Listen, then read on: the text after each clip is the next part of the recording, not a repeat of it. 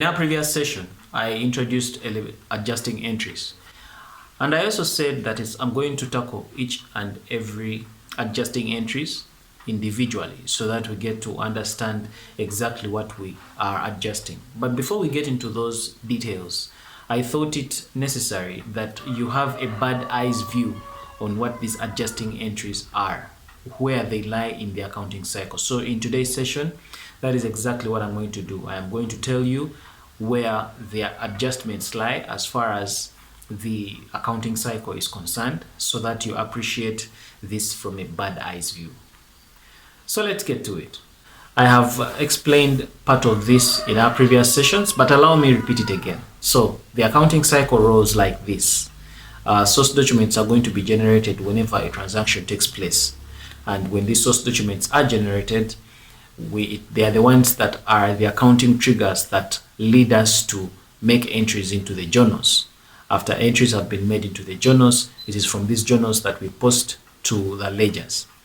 From the ledgers, we balance off the ledger accounts, and the balances are extracted. And when they are extracted, we post them, we make a trial balance. When the trial balance is made, the balances that are in the trial balance are the ones that we base on to make financial statements. And then from financial statements, then we have a post-closing trial balance, and that's the end of the accounting cycle. Now, if I am operating my business daily, let's say I keep paying bills, I'm going to concentrate on revenues and expenses here. So meaning that when it is expenses, I am paying electricity, I'm paying water and all these things. Well, whenever I release cash, a cash payment voucher is going to be generated. That becomes an accounting trigger that prompts an entry into our books, and things end up into the ledger accounts and eventually to the trial balance. Same with revenue. Whether I'm getting money for work that I have done, or I'm getting money for work that I have not yet done. The thing is, when there is cash, when cash is paid or when cash is released, that is going to create an accounting trigger that is going to prompt us to make a recording into our books. And so it means that by the time we are preparing the trial balance, when we look at, for example, the cash account and all the expense accounts, or look at all the revenue accounts, the figures that you're seeing there are figures that were put there when cash was paid. So whenever we paid cash or whenever we received cash, we recognized those entries and we put that is what you see reflected in the cash account, the cash balances, the bank balances, the revenue accounts, the expense accounts. At that point, when you're making the trial balance, they are reflecting the transactions or that happened when cash was involved. Now, when in accounting, at the point when we have prepared a trial balance, we are supposed to go ahead and prepare what we call financial statements. When we are preparing these financial statements, there are standards that we are supposed to follow. Now, in some countries, they follow what we call the International Financial Reporting Standards, what you may know as IFRS, and in other countries, they follow what we call the GAAP rules, call them the Generally Accepted Accounting Principles. Now, whether you're following IFRS or GAAP, there is something these two have in common, and that is that, financial statements are supposed to be prepared using the accrual method of accounting. So now, what is the accrual method of accounting? I hinted on it last time. The accrual method of accounting means that you're supposed to recognize revenues when they are earned, and you're supposed to recognize expenses when they are incurred, whether cash has been paid or not.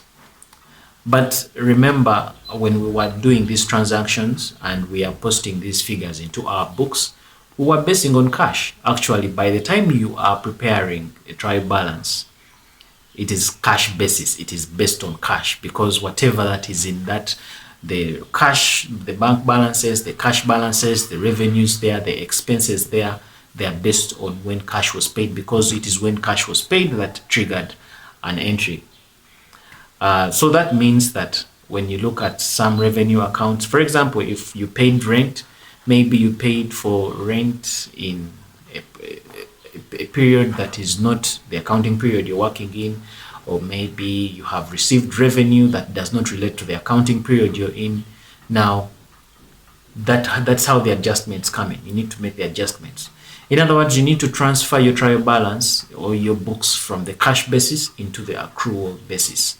And as you're transferring it to the accrual basis of accounting, you're also supposed to be consistent with the matching concept of accounting. So the thing here is this, that by the time we get to the trial balance, the figures there, we are having some accounts, like I had explained in my earlier session, some accounts are oversized, some accounts are undersized, and there is need to make the adjustments so that they come in line with the accrual method of accounting.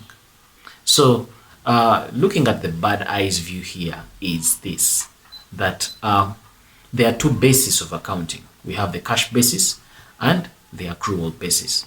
The cash basis of accounting, transactions are recorded when cash is paid, period.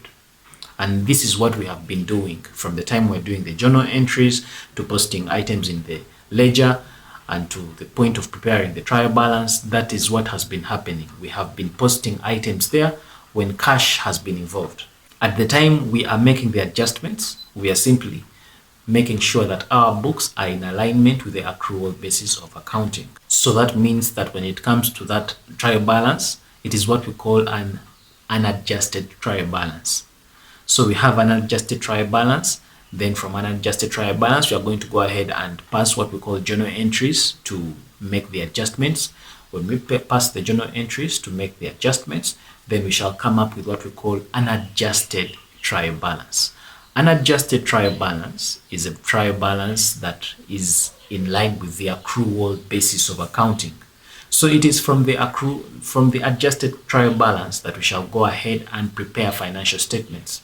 The financial statements are basically four. We have the statement of comprehensive income, we have the statement of financial position, then we have the statement of cash flows, and also we have the statement of changes in owner's equity. We shall look at those later on. So, but you get the picture. So that is how we are going to end up with the adjusted trial balance. So in our upcoming sessions, we are going to look at these adjustments one by one. And as we are doing these adjustments, put it at the back of your mind is that we are making these adjustments so that we are in line with the accrual basis of accounting. And after making those adjustments, that is how we arrive at what we call the adjusted trial balance. My name is Arnold Rangakuramia. This is Kisembo Academy. I'll see you in the next session. Take care.